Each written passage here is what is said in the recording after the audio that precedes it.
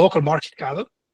maxay u baahan yahay baahida ka jirta xagga meesha degantahay degmada degantahay iyo meesha joogto maxay u baahan yihiin. Do they need a native iOS? Do they need a native Android developers? Do they need cross platform? And so always weligaa lama fiiriyo xagga technologyada dhan maaragta weligaa lama fiiriyo okay kana easy language kana easy baan maqlay technology dabareed ha noqdo maxaa la yidhaha web development ha noqdo cross platform native wuxuu raba ha noqdo xataa back end halka wax maaragtay aan raba inaad iska ilaaliso waxaa waaye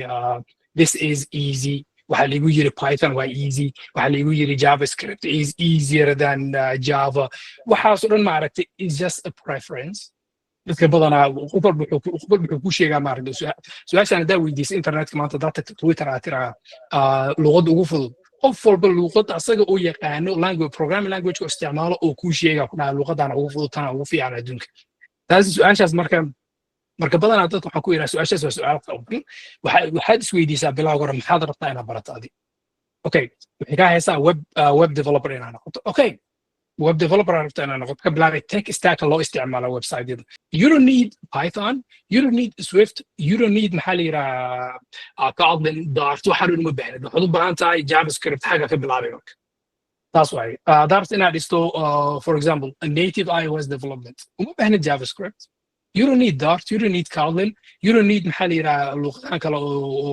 Python iyo waxaan kale la sheegayo marka su'aasha badanaa weligaa iska ilaali weligaa qofa weydiin okay what is the easiest language iyo wixii dhaqso loo baran karay wax easyna ma jiraan kulligoodaas wada mid marka baraysa maaragtay waxaan oo technologyada wax walba adag yihiin bilaabar marka anyway hore uga socaa pointigan intaasaa raba inaan ka hadlo marka is all the same mobile app web waxaan dhan maaragtay if you are going to learn them they all have the same difficulty so they're all kind of the same so